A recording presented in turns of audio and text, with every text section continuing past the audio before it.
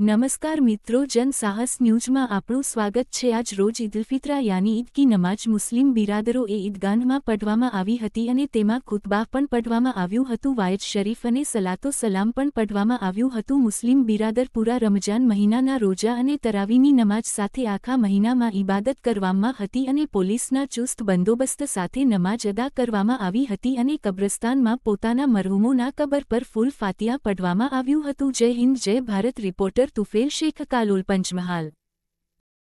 ईदगाह के अंदर जब हम हाजिर आते हैं, ईद के दो मौके होते हैं।